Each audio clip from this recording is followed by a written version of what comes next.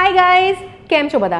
So this is me Shruti Panchal and GPSC 2026ની prelims માટેના most important ટોપિક્સનો આ એક કન્ટિન્યુએશન વાળો વિડીયો છે. એની અંદર આપણે history, art and culture, maths and reasoning બસ આ બે જ ટોપિક્સ બાકી હતા. આ બંને ટોપિક્સમાં એવા બંને સબ્જેક્ટ્સમાં એવા કયા ટોપિક્સ છે જે આપણે બિલકુલ છોડીને નહીં જવાય અને ક્યાં તો પછી રિવિઝન કરો ત્યારે આ બધા ટોપિક્સનું વધારે રિવિઝન કરવાનું. એન્ડ ગયા બે વિડીયોઝની જેમ આમાં પણ એક માઇક્રો લિસ્ટિંગ જેવું જ તમને પ્રિપેર કરાવડાવી દઈશ કે ભાઈ આ બધા ટોપિક્સો તમારે કમ્પ્લીટ કરેલા હોવા જ જોઈએ, રાઈટ. હવે આનાથી આગળ જો આપણે થોડીક વાત કરીએ તો મને કેમ ખબર પડે કે કેમ કોઈકને ખબર પડે કે આ ટોપિક્સ ઇમ્પોર્ટન્ટ છે? બે ફેક્ટર્સ બહુ જ ઇમ્પોર્ટન્ટ છે. એક, પ્રીવિયસ યર ક્વેશ્ચન પેપર્સ અમે જોયા કરતા હોઈએ. સો મારો 8 to 9 યર્સનો ટીચિંગનો અનુભવ છે જીપીએસસી ક્લાસ 1-2માં as an aspirant plus teacher તરીકે. ઓકે, હું મારા સેકન્ડ યર ઓફ પ્રિપેરેશનથી જ મેં ભણાવવાનું સ્ટાર્ટ કરી દીધું હતું એન્ડ એનાલિસિસ પહેલેથી જ મારો બહુ સરસ રહેતો અને એના કારણે જ હું એક પણ વખત કોઈ પણ પ્રિલિમ્સ ફેલ નથી થઈ. તો બીજું બધું તો વાંચવાનું જ છે, બટ આ ટોપિક્સ એવા છે જે સ્કીપ નથી કરવાના. હવે આ વિડીયોમાં હું ફરી કહીશ, બધા પેન અને પેપર લઈને બેસી જાઓ, કારણ કે હિસ્ટ્રી, આર્ટ એન્ડ કલ્ચરમાં પણ કઈ વસ્તુઓ ન્યૂઝમાં છે એ વસ્તુઓ વધારે ઇમ્પોર્ટન્ટ થશે, તો આપણે એ પણ લિંકેજ કરતા જઈશું વારે વારે. ઓકે, સો અહીંયા આગળ આપણે સ્ટાર્ટ કરીએ. ચલો ફટાફટ. સૌથી પહેલાં આપણે હિસ્ટ્રીની વાત કરીએ, એટલે કે ઇતિહાસ. હવે જો ગુજરાતી અને ઇંગ્લિશ બંને મીડિયમના છોકરાઓને ખબર પડે, હું એ રીતે જ બોલી રહી છું. ટોપિક્સ જે છે બધા ટોપિક્સ નહીં લખું, અમુક ટોપિક્સ તમને ડિક્ટેટ કરતી રહીશ, તો હું જે ટોપિક્સ બોલું છું એ લખતા જજો તમે લોકો પણ. જો લખવા જઈશું તો આજે તો બપોર છે તો સાંજ પડી જશે.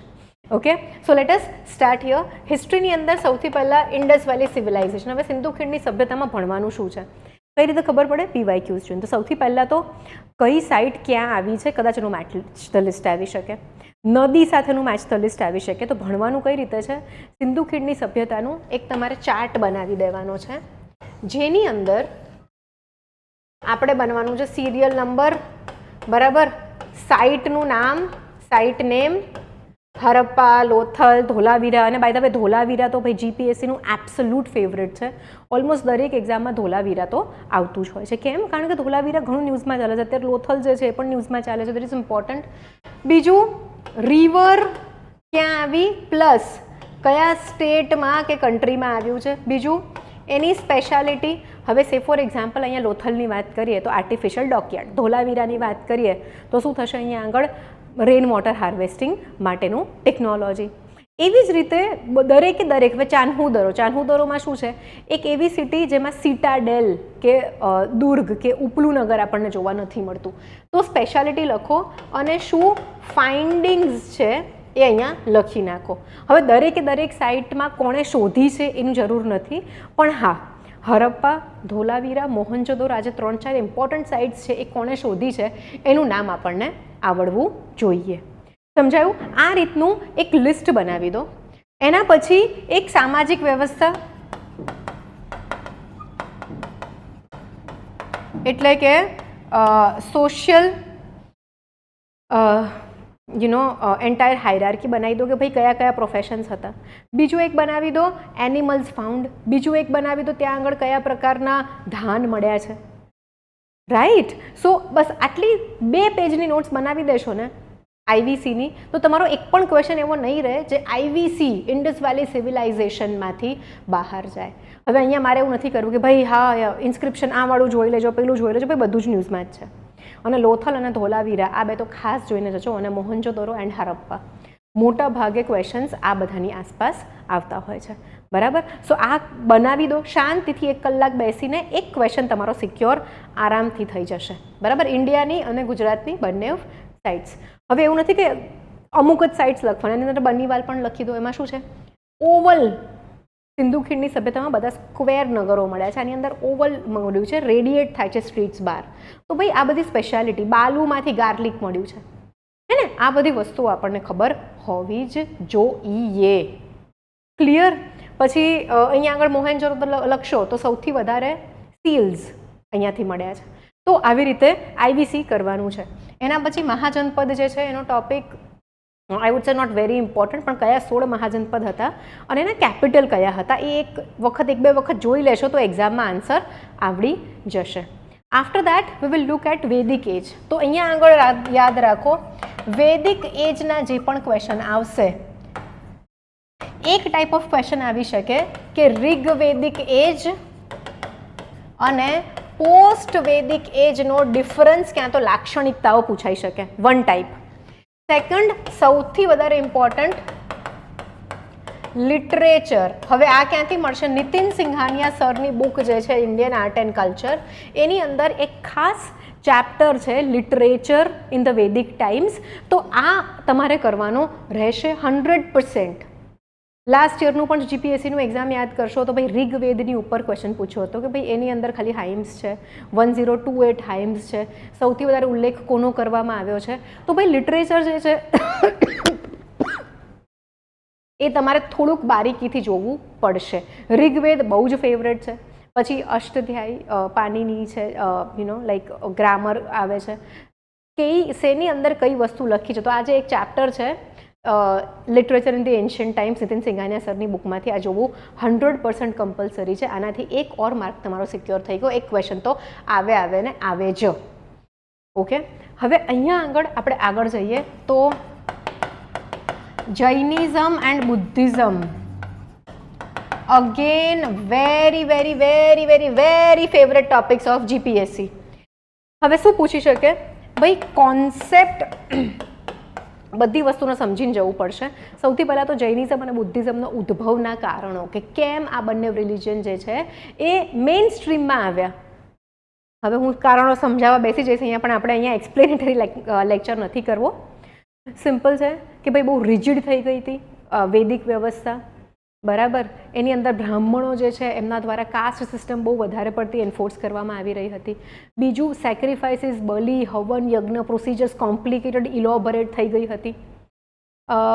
માણસનો ગોડ સાથેનો પર્સનલ રિલેશન જે છે એના માટે કોઈ સ્પેસ જ નથી રાખી, બ્રાહ્મણ જ જોઈએ એ ટાઈપનું આખું એક કલ્ચર બનાવી દીધું હતું. સો આ બધી વસ્તુઓથી કંટાળીને, right, people left their homes in search of God, કે ભાઈ કઈ રીતે ભગવાનને પામી શકાય? આ તો એક માત્ર રીત ના હોઈ શકે. ત્યાંથી બુદ્ધિઝમ, જૈનિઝમ પ્લસ રાજાઓનું પેટ્રોનેજ મળે. જો સમજાય તો દીધું જ મેં તો બી, તો ડોન્ટ વરી અબાઉટ ઇટ. અહીંયા આવી જઈએ આપણે. હવે બુદ્ધિઝમની અંદર મેં છે ને એટલા બધા લેક્ચર્સ પ્લાન કર્યા છે, પણ એકચ્યુઅલી સ્પીકિંગ રેકોર્ડિંગનો ટાઈમ નથી મળી રહ્યો. કેમ નથી મળી રહ્યો? અત્યારે અમારા ફાઉન્ડેશન બેચ જે છે 2026ની, એમાં રિવિઝન ક્લાસીસ ચાલે છે. સિલેબસ તો કમ્પ્લીટ થઈ જ ગયો છે. આઈ વુડ સે લાસ્ટ મેથી અત્યાર સુધીમાં 2 ટાઈમ્સ, અને હવે અમે આખા સબ્જેક્ટ 2-3 દિવસ સાથે બેસીને સાથે રિવાઇઝ કરીએ છીએ. તો એના કારણે પેલી સિરીઝ જે છે એમાં લેક્ચર્સ બની નથી રહ્યા. બટ સિન્સ હવે એક્ઝામ બહુ જ નજીક છે, મેં કીધું આ તો હું બનાવી જ દઉં એટલે બહુ લેટ ના થાય તમને લોકોને. તો જૈનિઝમ બુદ્ધિઝમની અંદર સૌથી પહેલાં તો ભાઈ પ્રિન્સિપલ્સ, કે ભાઈ ત્રિરત્ન કયા, બરાબર. બુદ્ધ જે છે, હવે આનું લિટરેચર પણ બહુ ઇમ્પોર્ટન્ટ છે. બુદ્ધિઝમનું વધારે, જૈનિઝમનું પણ ઇમ્પોર્ટન્ટ છે, પણ બુદ્ધિઝમનું લિટરેચર વધારે ઇમ્પોર્ટન્ટ છે. બુદ્ધિઝમની અંદર બીજું એ જોવાનું છે કે ભાઈ કયા 4 પિલર્સ આપ્યા છે, કયો અષ્ટાંગી માર્ગ આપ્યો છે, ત્રિરત્ન શું છે, બુદ્ધ જે છે એમના ફેક્ટ્સ પણ કરવા પડશે, બરાબર. આર્કિટેક્ચર પણ આપણે અહીંયાથી સ્ટાર્ટ થશે, બુદ્ધિઝમથી વધારે પડતું જોવાનું કે બુદ્ધિઝમમાં કયા રાજાએ શું બનાવડાવ્યું, અને રાજા નહીં તો કોમન પીપલે શું વસ્તુઓ બનાવી, કઈ ગુફાઓ બનાવી. રાજા છે તો સ્તંભ બનાવશે, સ્તૂપ બનાવશે, ઓલ ધોઝ થિંગ્સ આ જોવાની થશે. જૈનિઝમની અંદર આ બંનેની વચ્ચેનો કોન્સેપ્ચ્યુઅલ ડિફરન્સ, કે સે ફોર એક્ઝામ્પલ બુદ્ધિઝમ જે છે એ રીબર્થમાં નથી માનતું, જૈનિઝમ માને છે. બીજું કે જૈનિઝમ ટકી ગયું, બુદ્ધિઝમ કેમ ના ટક્યું ભારતમાં? કેવું છે, આ છે મેન્સનો ટોપિક, એસટીઆઈની મેન્સમાં આ પૂછાયેલો છે, અમે તો વર્ષોથી ભણાવીએ છીએ, ઇટ ઇઝ ઇમ્પોર્ટન્ટ. બટ જો એનાલિટિકલ અને લેન્ધી પેપર નીકળશે તો આ પ્રકારના મેન્સના ટોપિક્સ આપણને પ્રિલિમ્સમાં સ્ટેટમેન્ટના ફોર્મમાં, ક્વેશ્ચનના ફોર્મમાં જોવા મળી શકે છે. અને હંમેશા ગાઈસ તૈયારી એટલી કરવાની, આપણે મહેનત એટલી કરવાની કે પેપર જોઈને આપણને એવું ના થાય કે આ ટોપિક કરી લીધો હોત ને તો સારું હતું, પેલા દિવસે છે ને બહાર ના ગઈ હોત કે ગયો હોત ને આ ટોપિક કર્યો હોત તો સારું, થોડુંક ટીવી ઓછું જોયું હોત ને આ કર્યું હોત તો સારું હતું, ધુરંધર 2 જોવા ના ગયા હોત અને જૈનિઝમ બુદ્ધિઝમ ભણી નાખ્યો હોત 4 કલાકમાં તો સારું, એવું ન થવું જોઈએ. તો whatever topics we are discussing, આ બધી જ વસ્તુઓ તમારે પાક્કી કરીને જવાની છે. ડન. હવે આનાથી આપણે આગળ જઈશું તો Maurya is very important. Maurya સામ્રાજ્ય અને ગુપ્ત સામ્રાજ્ય. હવે જુઓ એક વસ્તુ સમજી લો, દરેકે દરેક ડાયનેસ્ટી જે હવે આવશે કે પછી પોસ્ટ મૌર્યન પણ આવશે, પોસ્ટ મૌર્યન કિંગડમ્સ. હવે આની અંદર ઇમ્પોર્ટન્ટ શું છે? સૌથી પહેલાં તો બધી જ ડાયનેસ્ટીઝના કયા ફર્સ્ટ રાજા હતા કે સ્થાપક કોણ હતા એ આપણે જોવાનું રહેશે. સ્થાપક જોઈ લઈશું આપણે, ત્યારબાદ આપણે એની એડમિનિસ્ટ્રેટિવ સિસ્ટમ કેવી હતી એ જોવાનું રહેશે. ઓકે, જેમ કે મૌર્યઝની અંદરથી, મૌર્યન એમ્પાયરમાંથી એક ક્વેશ્ચન બહુ રિપીટેડ હોય છે, સમહર્તા. બરાબર, સમહર્તા એ એક રેવન્યુ, અત્યારે જે કલેક્ટરની પોસ્ટ છે ને એ પ્રકારની પોસ્ટ છે. તો ભાઈ સમહર્તાનો અર્થ શું થાય કે સમહર્તા એ કઈ પોસ્ટ હતી?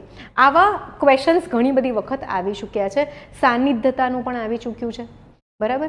ગુપ્તની અંદર જે ચંદ્રગુપ્ત મૌર્ય C2, ચંદ્રગુપ્ત 2 ની અંદર જે એનું આખું દરબાર હોય છે એમાં 7 રત્નસ હોય છે, 9 રત્નસ સોરી. તો એમાં કોણ કોણ હતું એ પૂછાય છે. બરાબર. હવે આ બધી વસ્તુઓ તો જોવાની જ છે, જોડે જોડે કયા કયા લેન્ડમાર્ક અચીવમેન્ટ્સ છે કે એના મેઇન કિંગ કયા છે એ લોકોના. બરાબર. જેમ કે C2 ચંદ્રગુપ્ત 2, પછી તમે સમુદ્રગુપ્ત જોશો તો ભાઈ રાજા છે, કોઇન્સ છે. સમુદ્રગુપ્ત બહુ જ નિપુણ હતા લડાઈમાં અને કોઇનની ઉપર બેસી એવો એમનો ફોટો છે, ફોટો એટલે સ્ટેમ્પ કરેલા છે, પંચમાર્ક્ડ કોઇન્સ છે જેમાં એ વીણા વગાડી રહ્યા છે. તો આ બધી ઝીણી ઝીણી ડિટેલ્સ પણ જોવાની છે. NCERTમાં બહુ જ સરસ આપેલું છે આ. હવે આ સેમ વસ્તુ તમે જોશો તો નીતિન સિંઘાનિયા સરની બુકમાં તમને કોઇન્સનો એક આખો ચેપ્ટર મળશે. બીજું, હવે જ્યારે આપણે મૌર્ય એજથી ચાલુ કરીશું તો આ બહુ જ ઇમ્પોર્ટન્ટ ટોપિક છે, આ પણ મેં પ્લાન કરીને રાખ્યો છે, રેકોર્ડ નથી કર્યો. તો ટ્રાવેલર્સ, પ્રવાસીઓ. બરાબર. ટ્રાવેલર્સ કરવું ખૂબ ઇમ્પોર્ટન્ટ છે. ટ્રાવેલર્સ ફેવરેટ ક્વેશ્ચન છે કે ભાઈ કયા ટ્રાવેલરને પ્રિન્સ ઓફ ટ્રાવેલર્સ કહેવાય છે? હ્યુએન ફાહેન કોના સમયમાં આવ્યા હતા? ચંદ્રગુપ્ત 2. ભાઈ આ બે વસ્તુઓ તો એટલી બધી વખત પૂછાઈ ચૂકી છે. બીજું, ચરક અને સુશ્રુત. તો ચરક કોના કોર્ટમાં હતા? કનિષ્કના. સુશ્રુત કોના કોર્ટમાં હતા? આ બધી વસ્તુઓ પણ પૂછાય છે. સો આ ઝીણી ઝીણી ડિટેલ્સ જે છે હિસ્ટ્રીની એ ફેક્ચ્યુઅલ પણ યાદ રાખવી જ પડશે. બીજું, હર્ષ અને કનિષ્ક. આ બે ગજબ ફેવરેટ છે GPSCના. દરેક પેપરમાં હર્ષ અને કનિષ્ક તો તમને જોવા મળશે ને મળશે જ. ક્લિયર. આમાં પણ તમે સિંધુ ખીણની સભ્યતા જેવું ટેબલ બનાવી શકો છો. બરાબર. કઈ રીતે ટેબલ બનાવીશું? હિસ્ટ્રી મને એવું લાગે છે કે ભાઈ best રિમેમ્બર્ડ in form of tables. અમારી જે અમે નોટ્સ આપતા હોઈએ છીએ ને એમાં પણ અમે હિસ્ટ્રીને મોટા ભાગે ટેબલ્સમાં જ કન્વર્ટ કરી છે. સો સિરિયલ નંબર, બરાબર, ડાયનેસ્ટી લખી નાખો કે ભાઈ મૌર્ય છે, ગુપ્ત છે, કઈ છે. એના પછી આપણે જોઈશું તો અહીંયા આગળ આપણે લખવાનું છે કિંગનું નામ, ફેમસ કિંગ. હવે સપોઝ અહીંયા આગળ તમે ચંદ્રગુપ્ત મૌર્ય લખી નાખ્યું. અહીંયા આગળ એક ઓર વસ્તુ મારે કહેવાની રહી ગઈ, બુદ્ધિસ્ટ કાઉન્સિલ્સ. 4 બુદ્ધિસ્ટ કાઉન્સિલ થઈ છે, કોણે કરાવડાવી એન્ડ એ કાઉન્સિલમાં શું થયું? 2 જૈન કાઉન્સિલ થઈ છે. આ પણ જોવાનું રહેશે તમારા લોકોને. ઓકે. અહીંયા આગળ ચંદ્રગુપ્ત મૌર્યની વાત કરીએ છીએ. પછી અહીંયા આગળ એડમિનિસ્ટ્રેશન અને અચીવમેન્ટ્સ. તો ભાઈ આર્ટ એન્ડ કલ્ચરની, લોની, એડમિનિસ્ટ્રેશનની અને અધર્સ 4 પ્રકારની અચીવમેન્ટ લખી નાખો. સો આની અંદર તમારું સમહર્તા, સાનિધ્યતા આ બધા ડિટેલ્સ આવી જશે. બીજું કે ભાઈ આની અંદર ટ્રાવેલર પણ એક લખી નાખો કે ભાઈ કોના ટાઈમમાં આ ટ્રાવેલર આવ્યો હતો. ટ્રાવેલરનો વિડીયો હું બહુ જ જલ્દી લઈને આવવાની છું, બસ થોડોક ટાઈમ મળી જાય જીવનમાં. Done guys. ચલો. સો આવી રીતે બધી જ ડાયનેસ્ટીઝ ભણવાની છે. South Indian dynasties very very very important. એની અંદર પણ જે ચોલાસ છે, બહુ જ વધારે ઇમ્પોર્ટન્ટ છે. રાજરાજ ચોલા અને રાજેન્દ્ર ચોલા આ બંનેવે કયા આર્કિટેક્ચરલ માર્વેલ્સ બનાવડાયા છે અને એ લોકોની શું અચીવમેન્ટ્સ છે એ જીપીએસસી ભૂલ્યા વગર પૂછે છે. અને most of the students are confused between Rajaraja Chola and Rajendra Chola. બરાબર, સેમ જેવું જ હોય છે એ લોકોનું. આઈ મીન જ્યારે હું ભણતી હતી ત્યારે હું પણ કન્ફ્યુઝ હતી. હવે જે લોકો ને લેંગ્વેજ બેરિયર નીકળી ચૂક્યો છે એ લોકો શું કરશે? એ લોકો તમિલનાડુ એનસીઆરટીમાંથી સાઉથ ઇન્ડિયન ડાયનેસ્ટીઝ રીડ કરશે. Okay, just a second guys. Sorry. હવે જો આપણે ચોલાસની વાત કરીએ તો જે લોકો ઇંગ્લિશ વાંચી શકતા હોય એ લોકો પ્લીઝ ટીએનસીઆરટી એટલે કે તામિલનાડુની એનસીઆરટી છે એમાંથી સાઉથ ઇન્ડિયન વાળું ચેપ્ટર કરજો.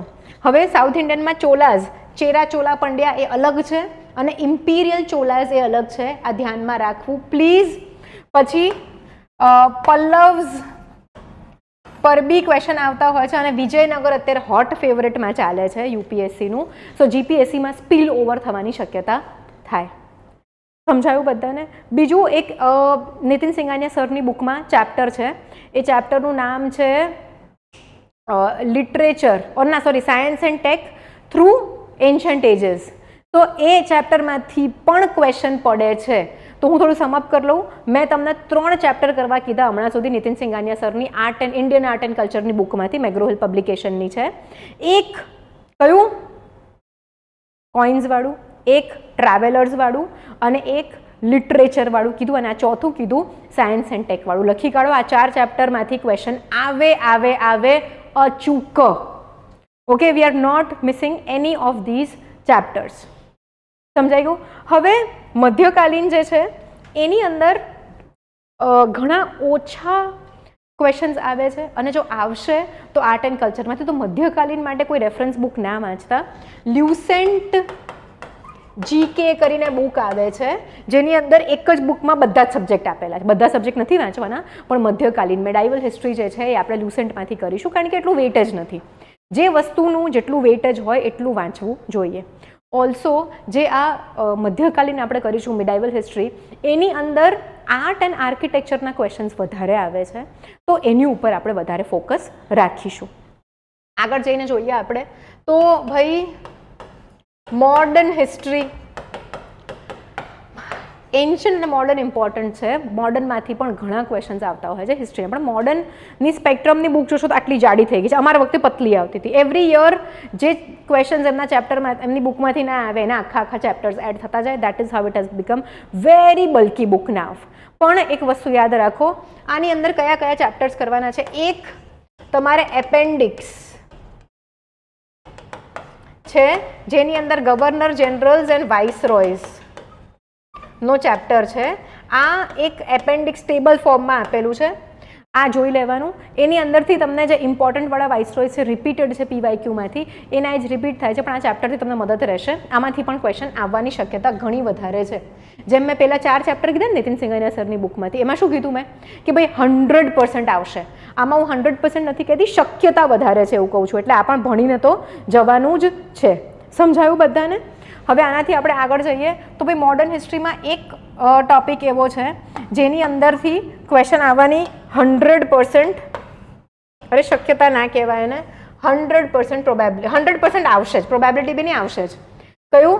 સોશિયલ રિફોર્મર્સ. સોશિયલ રિફોર્મર્સમાં શું યાદ રાખવાનું છે? નેમ. અને આઈ થિંક સોશિયલ રિફોર્મર્સનો તો મેં લેક્ચર બી કર્યો છે. હવે આર્ય સમાજ જે છે, બ્રહ્મો સમાજ, બરાબર, આ બંનેની ઉપર ક્વેશ્ચન આવવાની પ્રોબેબિલિટી વધારે છે કારણ કે આને 150 યર્સ કમ્પ્લીટ થયા છે અને કમ્પેરિઝનમાં બીજો સમાજ જોડે મૂકશે જ. ડન. બીજું જ્યોતિરાવ ફૂલે ઘણું બધું ન્યૂઝ, જે જ્યોતિબા ફૂલે આપણે સ્કૂલથી ભણતા આવ્યા છે એ ન્યૂઝમાં છે. બિરસા મુંડા ન્યૂઝમાં છે. So Birsa Munda would not be a social reformer, પણ ભાઈ સોશિયલ રિફોર્મર્સ કરીને જવાના છે. એમાં શું કરીશું? નામ. આની અંદર કયું ઓર્ગનાઇઝેશન બનાવ્યું? ઓર્ગનાઇઝેશન પહેલાં ચલો આપણે એક બનાવી દઈએ કે કઈ વસ્તુ રિફોર્મ કરવા માટે એમણે કામ કર્યું છે.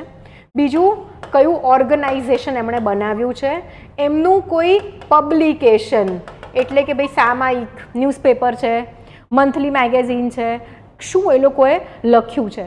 તો આટલી વસ્તુઓ સોશિયલ રિફોર્મર્સની કરવાની. આમાંથી એક ક્વેશ્ચન 100% આવે જ. ઓકે, બીજું કે ભાઈ આઈ વુડ સે મૂવમેન્ટ્સ કઈ વાળી 1857 પહેલાંની tribal movements, frontier non frontier, આ બંને કરવાની છે. હવે આપણે આ નવું ઓબ્ઝર્વ કર્યું છે કે ઇન્ડિયન નેશનલ કોંગ્રેસમાંથી ક્વેશ્ચન્સ ઓછા આવે છે. તો ઇન્ડિયન નેશનલ કોંગ્રેસ જે છે એની આપણને ટાઈમલાઈન ખબર હોવી જોઈએ. ટાઈમલાઈન ખબર હોવી જોઈએ, પ્લસ આ તમારે વાંચી લેવાની છે સમરી પાછળના પેजेस પરથી, કારણ કે એમાં એટલા ડિટેલ નથી આવતા. બટ સાથે આની અંદર શું આવશે? રિવોલ્યુશનરીઝ. બે ફેઝમાં રિવોલ્યુશનરી એક્ટિવિટીઝ થઈ છે. આ બંને ફેઝ ભણવાના છે, ફેઝના ડિફરન્સીસ જોવાના છે અને પર્સનાલિટીઝ જોવાની છે જે રિવોલ્યુશનરી એક્ટિવિટી સાથે સંકળાયેલી છે એ. ઓકે, આના પછી વોટ ઇઝ ઇમ્પોર્ટન્ટ ઇઝ એક ટોપિક ઓર રહી ગયો, એડવેન્ટ ઓફ યુરોપિયન્સ. આની પણ સમરી વાંચી લેશો તો ચાલશે. બરાબર, કયું યુદ્ધ કોની વચ્ચે થયું અને કયા યુદ્ધમાં કયો કરાર થયો, આ ઇમ્પોર્ટન્ટ છે. જેમ કે ટ્રીટી ઓફ સાલબાઈ કોની વચ્ચે થઈ, કયા યુદ્ધ પછી થઈ? એંગ્લો મરાઠા યુદ્ધના અંતે થઈ. કયા યુદ્ધ પછી અહીંયાથી યુરોપિયન કયા કયા પાવર્સ નીકળવા માંડ્યા એ પણ કરી લેવાનું. હવે મોડર્નમાં આ કરો, એની સાથે સાથે 6 નંબરનો ટોપિક બહુ હોચપોચ થઈ ગઈ ને, અહીંયા કરીએ આપણે. 6 નંબરનો ટોપિક એ કે ભાઈ આપણે એજ્યુકેશનલ રિફોર્મ્સ કરવાના, 7 પ્રેસનું ઇવોલ્યુશન કરવાનું. આ બે વસ્તુઓ કમ્પલસરી કરવાની રહેશે. અને હજી હું કહું, ચેન્જિંગ ટ્રેન્ડ પ્રમાણે પ્રી કોંગ્રેસ ઓર્ગેનાઇઝેશન્સ કરો વધારે સારું. 9th 1857નો રિવોલ્ટ આપણે કરવાનો જ છે. ક્લિયર? હવે આ પોર્શન જે છે મોડર્ન હિસ્ટ્રીનો લાસ્ટવાળો પાર્ટ, એ પોલિટીના ફર્સ્ટ પાર્ટ, હિસ્ટોરિકલ બેકગ્રાઉન્ડ, બંધારણની ઐતિહાસિક પૃષ્ઠભૂમિ, આની સાથે કરવાનો છે. તો આ બંનેના આન્સર્સ તમારા સાચા પડવાની શક્યતા ઘણી વધી જશે. સમજાયું બધાને? સો બેઝિક આખો તમને ટાઈમલાઈનનો તો આઈડિયા હોવો જ જોઈએ. સાથે સાથે મેં જે કીધા છે એ ટોપિક્સમાંથી 100% ક્વેશ્ચન આવશે ને આવશે જ. હવે જુઓ, આપણે લાસ્ટવાળું કર્યું. ઓકે, સો આની અંદર આપણે જોઈએ છે વિઠ્ઠલભાઈ પટેલ. હમણાં જ અમિત શાહજી જે હતા એમણે એમની સ્પીચમાં આમનું નામ આપ્યું છે. હવે ઇમ્પોર્ટન્ટ કેમ છે? ફર્સ્ટ સ્પીકર હતા ઇન્ડિયન લોકસભાની અંદર 1925માં. આમને પણ 100 યર્સ થયા છે. પ્લસ આપણને ખ્યાલ હોય તો સ્પીકરનો જે પોલિટીનો ટોપિક છે એ ન્યૂઝમાં છે. તો અહીંયા શું થશે? ઇન્ટરલિંકિંગ થઈ જશે મોડર્ન ઇન્ડિયન હિસ્ટ્રી અને પોલિટીનું. અને કદાચ એક ક્વેશ્ચન આવી શકે કે તો સ્ટેટમેન્ટ આવી શકે કે ભાઈ આ પ્રથમ સ્પીકર હતા. બરાબર, આઝાદ ભારતના નહીં પણ Indian speaker British central legislative કાઉન્સિલની અંદર. ક્લિયર થઈ ગયું? સ્પીકરની પોસ્ટ ન્યૂઝમાં છે. તો આ એક ટોપિક આવી શકે. આ એક બહુ જ ઇગ્નોર્ડ ટોપિક છે. ડન. હવે આપણે થોડુંક આમાંથી આગળ જઈએ અને આર્ટ એન્ડ કલ્ચરમાં કઈ વસ્તુઓ ભણવાની. ભાઈ આર્ટ એન્ડ કલ્ચરમાં નીતિન સિંઘાનિયા સરની બુકનો ચેપ્ટર નંબર 1 ગજબ કમ્પલસરી છે ને, ભણવો પડશે જ. Clear everybody? હવે આ તો તમે ભણશો જ, પણ આની અંદર બુક ખોલશો ચેપ્ટર, એમાં બહુ જ સરસ ડિવાઈડ કરીને આપ્યું છે કે ભાઈ આ મોટા ચેપ્ટરે નાના પાર્ટ્સમાં ડિવાઈડ કરી નાખ્યું છે. તો એક પાર્ટ એક દિવસે લઈને એને માસ્ટર કરી લેવાનો. આ ચેપ્ટરમાંથી તમને બધું જ આવડવું જોઈએ. હે ને? અમુક ટોપિક્સ છે કે ભાઈ ઇન્ડિયાની બહાર હિન્દુ ટેમ્પલ્સ ઓર બુદ્ધિઝમની મુદ્રાઓ, એ જે બોક્સીસની અંદર અમુક ઇન્ફોર્મેશન આપી છે એ સ્કીપ કરશો તો દોડશે. અધરવાઇઝ જે બોક્સીસ વગર લખ્યું છે એ તો આપણને આવડવું જ જોઈએ. એનાથી ઘણા બધા ક્વેશ્ચન સોલ્વ થશે ઇન્ડિયન આર્ટ એન્ડ કલ્ચરના. હવે અહીંયા આપણે આગળ જોઈએ તો બીજું શું પૂછાય છે? ક્લાસિકલ ડાન્સીસ કરીને જ જવાના. કેટલા ક્લાસિકલ ડાન્સ છે, કયા ડાન્સની શું લાક્ષણિકતા છે, કયો ડાન્સ કયા સ્ટેટનો છે, આટલું આપણને આવડવું જોઈએ. ક્લાસિકલ ડાન્સની જોડે ફોક ડાન્સ એટલે એવા ડાન્સ છે જે નોર્મલ પ્રજા કરે છે, જેમ કે ગરબા છે, it is folk dance, it is not classical dance. Bharatanatyam is classical dance. આની સાથે સાથે પેઇન્ટિંગ્સનો ચેપ્ટર જોવા જશો તો થોડો કન્ફ્યુઝિંગ છે, પણ PYQs જોઈ લેશો એના પેઇન્ટિંગના ચેપ્ટરના. પેઇન્ટિંગની લાક્ષણિકતા યાદ રાખવાની છે કે ભાઈ સે ફોર એક્ઝામ્પલ મુગલ સમયના પેઇન્ટિંગ્સ હતા. પહેલાં તો બે પ્રકારના પેઇન્ટિંગ્સ આવશે. એક મ્યુરાલ એટલે કે આખા ભીંતચિત્ર કહેવાય, અને ગુજરાતીમાં તો ખબર પડી જાય, મ્યુરાલ ઇંગ્લિશમાં વોલની ઉપર મોટી સાઇઝના પેઇન્ટિંગ્સ બનાવવામાં આવશે. બીજું મિનિએચર પેઇન્ટિંગ. હવે મિનિએચર પેઇન્ટિંગનું નામ મિનિએચર પેઇન્ટિંગ કેમ છે? કારણ કે એની અંદર લીડ વાપરવામાં આવે છે. ઓકે, નોટ બિકોઝ એ નાના તો છે જ, એનો રેશિયો આસ્પેક્ટ યાદ રાખવાની જરૂર નથી. હવે ફોક પેઇન્ટિંગ્સ જે છે એ પણ જોવાના રહેશે કે ભાઈ ફળચિત્ર ક્યાંનું છે, બરાબર, કલમકારી ક્યાંનું છે, બરાબર, વરલી ક્યાંનું છે, અને આ બધાની નાની નાની લાક્ષણિકતાઓ, મધુબની, આ બધા પેઇન્ટિંગ્સ પણ યાદ કરીને જવાનું છે. ક્લિયર? તાંજોર પેઇન્ટિંગ તો ભાઈ આપણને ખબર હોવી જોઈએ કે તાંજોર પેઇન્ટિંગની અંદર પ્રેશિયસ અને સેમી પ્રેશિયસ રત્નો સ્ટોન્સ લગાવવામાં આવશે, અને ગોલ્ડ પ્લેટિંગ કે ગોલ્ડની વરખ કે પતરાક જેવું જેનું બજેટ એ યુઝ કરવામાં આવે છે. તો આ બધી વસ્તુઓ આપણને ખબર હોવી જ જોઈએ કે મુગલ પેઇન્ટિંગ છે તો મુગલ પેઇન્ટિંગમાં શું હશે? એ લોકો તો ભગવાનમાં માનતા નથી, તો મુગલ પેઇન્ટિંગમાં જ્યારે શરૂઆત થઈ ત્યારે એ લોકો બનાવશે, શું બનાવશે? કોર્ટના પિક્ચર, રાજા જે છે એની ખ્યાતિ વધે કે ભાઈ રાજાનો ઠાઠ દેખાય એવા બજાર દોરશે, બાજાર પેઇન્ટિંગ્સ કહેવાય. પછી કોર્ટ જે છે, રાજા બેઠા છે આમ ઉપર મોટી અટારી પર અને નીચે બધા જ બેઠા છે. મને તો મુગલ પેઇન્ટિંગ્સમાં રાજાનું સિંહાસન અટારી જેવું લાગે છે. Sorry, so I am using that word. બીજી વસ્તુ આપણે જોવા જઈએ તો ભાઈ રાજસ્થાની પેઇન્ટિંગ્સ જે છે, રાજસ્થાની પેઇન્ટિંગ્સમાં સાઇડ ફેસ દોર્યો હોય છે, એન્ગ્યુલર ફેસીસ હશે. ઓકે, આ બધી વસ્તુઓ આપણે જોવાની રહેશે પેઇન્ટિંગ્સની અંદર. બીજું ફેસ્ટિવલ્સ, ભાઈ બહુ ઇમ્પોર્ટન્ટ છે. Festivals of India. ધ હિન્દુની અંદર ઘણા બધા ફોટા આવતા હોય છે ફેસ્ટિવલ્સના. એ ફેસ્ટિવલ્સ આપણે યાદ રાખવાના. કઈ રીતે યાદ રાખવાના? ભાઈ કયો ફેસ્ટિવલ ક્યાંનો છે અને કેમ ઉજવાય છે. મોટા ભાગના ફેસ્ટિવલ્સ ક્યારે ઉજવાશે? હાર્વેસ્ટ સિઝન પછી ઉજવાશે. ઓકે, કેમ ઉજવાય છે, એની શું માઇથોલોજીકલ સ્ટોરી છે, એ થોડુંક જોઈ લેવાનું. ઇન્ટરેસ્ટિંગ છે, મજા આવશે વાંચીને. હમણાં જ મને નામ યાદ નથી રહ્યું, I am very sorry. Social media પર એક પહાડી ફેસ્ટિવલ બહુ વાયરલ થયો હતો. પેલું મોઢા પર આખું રેડ કલરનું કપડું બાંધીને એ લોકો ડાન્સ કરી રહ્યા હતા. પછી બિહુ ક્યાંનો છે આપણને ખબર હોવું જોઈએ, બરાબર. આ બધી બિહુ તો ડાન્સ છે, ફેસ્ટિવલમાં થશે. રંગોલી બિહુ, બરાબર, બિહુ જે છે એ પણ વિસ્તૃત રીતે જોઈ લેજો કારણ કે આ વખતે ન્યૂઝમાં ઘણો હતો. ઓકે, ઓનમ ક્યાંનું છે, આ બધી વસ્તુઓ તમારે જોવાની રહેશે. હવે નીતિન સિંઘાનિયા સરની બુકમાંથી કેલેન્ડર્સ ઓફ ઇન્ડિયાનો ચેપ્ટર નથી જોવાનો. ખાલી એટલું ખબર હોવું જોઈએ કે ભારતનું ઓફિશિયલ કેલેન્ડર શક કેલેન્ડર છે, ગુજરાતનું ઓફિશિયલ કેલેન્ડર વિક્રમ સંવતવાળું કેલેન્ડર છે. આપણે ગ્રેગોરિયન કેલેન્ડર ફોલો નથી કરતા. બીજો સ્ક્રિપ્ટ જે છે એનો તમે સ્કીપ કરી શકો છો. ખાલી એટલું યાદ રાખજો, મરાઠી લખાય છે મોદી સ્ક્રિપ્ટમાં, રાઈટ.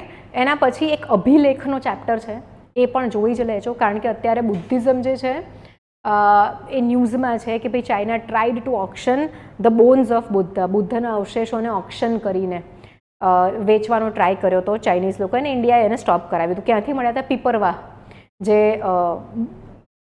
સ્તૂપ છે ત્યાંથી મળ્યા હતા અવશેષો બુદ્ધના. ઓકે, આ બધું સિમ્પલ વસ્તુઓ છે, કરવાની રહેશે ને રહેશે જ.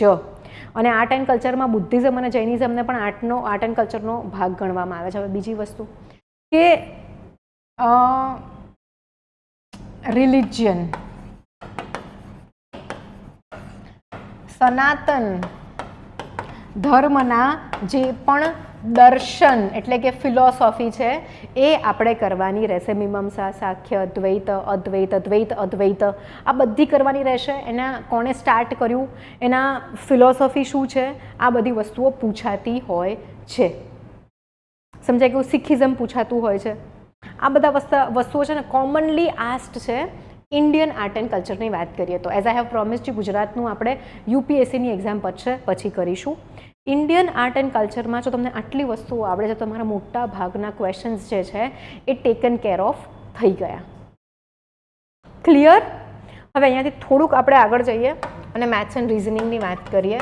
મેથ્સ એન્ડ રિઝનિંગમાં આટલા બધા ટોપિક્સ નહીં આવે કારણ કે syllabus history art and culture જેટલો મોટો નથી. તો કઈશ કેવું છે ખબર છે, તમે કોઈ પણ બહુ મોટો ટાસ્ક લઈને બેઠા હોવ ને એને નાના નાના પાર્ટ્સમાં ડિવાઈડ કરો ને એને ભાગલા પાડી દેવાના આપણે, અને પછી એક એક પાર્ટ આપણે કરવાનું. તો શું થાય, આપણને એ સબ્જેક્ટ ઇઝીલી યાદ પણ રહી જાય અને પતી પણ જાય. આ મેથડને કહેવાય ચંકિંગ. સમજાયું? ચંકિંગ મેથડ છે આ. સો તમને જો સે ફોર એક્ઝામ્પલ પોલિટી ભણો છો અને તમને એવું લાગે છે કે ભાઈ સંસદનો ચેપ્ટર બહુ જ મોટો છે, તો સંસદના ચેપ્ટરને 4 થી 5 ભાગમાં વહેંચી કાઢો. કોમ્પોઝિશન ઓફ ધ હાઉસ, બરાબર, પછી લઈ લો લીડર્સ ઓફ ધ હાઉસ, પછી લઈ લો પાર્લામેન્ટરી પ્રોસિજર્સ, પછી લઈ લો તમે બજેટ, એના પછી લઈ લો comparison of Lok Sabha and Rajya Sabha. પતી ગયું તમારું સંસદનું ચેપ્ટર. તો જ્યારે પણ કોઈ તમને એવો ટોપિક લાગે કે સબ્જેક્ટ લાગે કે બહુ લોડ લાગે એવો છે, હંમેશા એને નાના નાના ભાગમાં ડિવાઈડ કરીએ તો બહુ જ સરસ મજા આવશે ભણવાની. ઓકે, હવે આપણે મેથ્સ એન્ડ રિઝનિંગમાં જોઈએ. હવે મેથ્સ એન્ડ રિઝનિંગમાં જે સિલેબસ આવ્યો છે એમાં બહુ ક્રિપ્ટિક લખ્યું છે. લોકો કહે છે મેમ મેથ્સ તો લખ્યું જ નથી, તો મેથ્સ કરવાનું ભાઈ કરવાનું. હા, આપણે કંઈ સ્કીપ નહીં કરીએ. તો સૌથી પહેલાં આપણે જોઈએ, આ છે ને હું લખીને આવી છું મેથ્સ એન્ડ રિઝનિંગના ટોપિક્સ, તો હું તમને અહીંયાથી જોઈને કહીશ, બરાબર. તો સૌથી પહેલાં મેથ્સની જો આપણે વાત કરીએ, ઓકે, ચલો સાથે જ લઈ લઈએ, હે ને, અલગ નથી પાડવું. ગયા વર્ષે એવું હતું કે ભાઈ ડેટા ઇન્ટરપ્રિટેશન નહોતું પૂછ્યું, પણ યુઝ્યુઅલી ડેટા ઇન્ટરપ્રિટેશનના ક્વેશ્ચન સૌથી વધારે હોય છે. ડેટા ઇન્ટરપ્રિટેશન એટલે તમને એક પેલો ચાર્ટ આપી દીધો હોય ને એમાં એક જ ચાર્ટમાંથી 5 થી 7 ક્વેશ્ચન્સ પૂછ્યા હોય તો એ બહુ હાઈ વેટેજ કહેવાય. તો ભાઈ ડેટા ઇન્ટરપ્રિટેશન આપણને આવડવું જ જોઈએ. બીજું, રેશિયો પ્રપોર્શનના ક્વેશ્ચન્સ મેક્ઝિમમ પૂછાતા હોય છે, લખતા જજો હો બધા. તો રેશિયો એન્ડ પ્રપોર્શન તો આપણે કરવાનું જ છે. એના પછી આવશે પર્સન્ટેજ અને એવરેજ, આ તો પૂછાય જ. પ્રોફિટ લોસ ને એ બધું, હા, પર્સન્ટેજમાં અલગથી બી લઈ લેજો.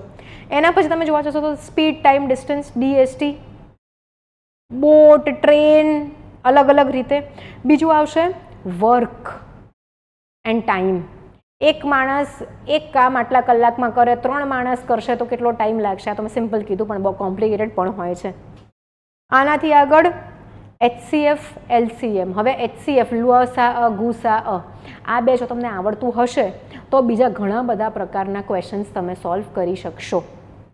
ઓકે, જેમ કે અમે ટાઈમ એન્ડ વર્ક કીધું એમાં HCF, LCM જ કાઢવાનું રહેશે. એવા ઘણા બધા ક્વેશ્ચન્સ તમે સોલ્વ કરી શકશો. ઇવન નંબર સિસ્ટમના ક્વેશ્ચન્સ પણ HCF, LCM અને ડિવિઝિબિલિટીના સિદ્ધાંત પર સોલ્વ થશે. પ્રોફિટ લોસ, પછી વ્યાજ, સિમ્પલ અને કમ્પાઉન્ડ ઇન્ટરેસ્ટ જોવાનું રહેશે. અરેન્જમેન્ટ, પેલું સર્કલમાં બધાને બેસાડવાના, બરાબર. પછી કોની ગાડી ક્યાં પાર્ક થઈ છે, કોની બાજુમાં પાર્ક થઈ છે, કોણ કયા ફ્લોર પર રહે છે. જ્યારે બહુ જ બોર થઈ જાવ ને ભણવાનાથી ત્યારે આ વાળા ટોપિક લઈને એને કરવાનું. પછી પેલું લાઇનમાં, આ વ્યક્તિ લાઇનમાં 3જા નંબર પર છે, લાઇનમાં આટલા લોકો છે, લાઇનમાં આ વ્યક્તિ કયા નંબર પર છે, તો લાઇનવાળું કરવાનું. ભાઈ ક્લોક યુઝ્યુઅલી પૂછાતી હોય છે GPSCમાં. બીજું આગળ જોઈએ તો coding, decoding. Venn diagram I think last year નહોતો પૂછાયો, but Venn diagram easiest low hanging fruit. જેને મેથ્સ એન્ડ રિઝનિંગ ઓછું આવડતું હોય વેન ડાયાગ્રામ કરી શકે. ડાયરેક્શન, ઇઝીમાં ઇઝી. એક વ્યક્તિ અહીં ઊભો છે, અહીંથી લેફ્ટ જશે, રાઈટ જશે, ઈસ્ટ જશે, વેસ્ટ જશે, એનો આન્સર આવી જ જાય. બીજું બ્લડ રિલેશન. ભાઈ આપણે તો ભાઈ ગુજરાતી છે, આપણને તો મમ્મી, દાદા, દાદી બધા બ્લડ રિલેશન લાંબા સમજાવતા હોય, પણ બ્લડ રિલેશન કરો ત્યારે પેપર પર દોરતા જવાનું. સેમ હાયરાર્કીના લોકો એક લાઇનમાં, મમ્મી પપ્પા વચ્ચે, દાદા દાદી હોય તો ઉપર, કાકા કાકી હોય તો સાઈડમાં, એમના પુત્ર પુત્રી હોય તો નીચેની લાઇનમાં. એમ 3 હાયરાર્કી જો બનાવશો તો આન્સર ફટાફટ મસ્ત આવી જશે, નહીં તો કન્ફ્યુઝન, ચક્કર. આટલા ટોપિક્સ 100% કરીને જવાના છે. બીજું, ઘણા બધા લોકોને એમ થાય કે ભાઈ જોમેટ્રી નહીં કરીએ તો ચાલશે. રોકડા માર્ક્સ છે. કેવી રીતે રોકડા માર્ક્સ છે?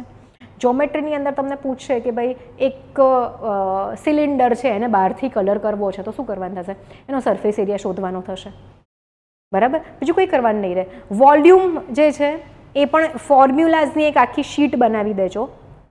સરફેસ જોમેટ્રીમાં સરફેસ એરિયા, વોલ્યુમ, બરાબર. 3D હોય તો વોલ્યુમ, બાકી 2D ડાયાગ્રામ્સ હોય તો એનું લેન્થ, બ્રેથ કઈ રીતે હાઇટ ફાઇન્ડ કરવાની, એનું પેરીમીટર કઈ રીતે ફાઇન્ડ કરવાનું, આ બધું તમે જોઈ લેજો, બરાબર. After that probability. ભાઈ પ્રોબેબિલિટી ઘણું પૂછાતું હોય છે, સંભાવના. તો પ્રોબેબિલિટીને પેલો લાલ બોલ, કાળો બોલ, પત્તા, ઓલ ધોઝ થિંગ્સ. સો એની અમુક ઇઝી ફોર્મ્યુલાઝ હોય છે, એ પણ કરી જ લેવાની. બરાબર છે. તો મેથ્સ એન્ડ રિઝનિંગ માટે what you will have to do is કે તમારે બેસી જવું પડશે 2-3 કલાક અને એક શીટ બનાવી દો ફોર્મ્યુલાની.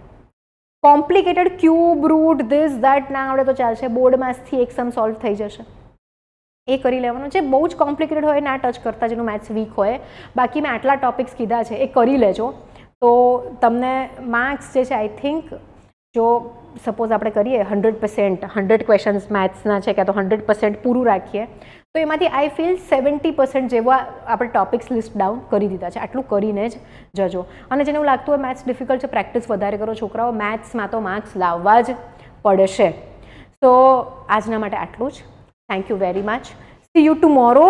અને હવે જે આપણે પેલા ઇમ્પોર્ટન્ટ ટોપિક્સની સિરીઝ કરવાની છે, હવે એનો ટાઈમ મળશે કાલથી, તો કાલથી એ પણ થોડુંક હું સ્ટાર્ટ કરી દઈશ.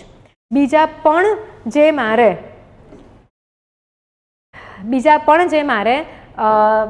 તમને થોડાક ડાયરેક્શન ઓર ગાઈડન્સવાળા વિડીયોઝ આપવાના છે કે હવે છેલ્લા 30 દિવસમાં શું કરવું, કે છેલ્લા 28 દિવસમાં શું કરવું, એવા નાના 10-10 મિનિટના પણ વિડીયોઝ હું લઈને આવીશ.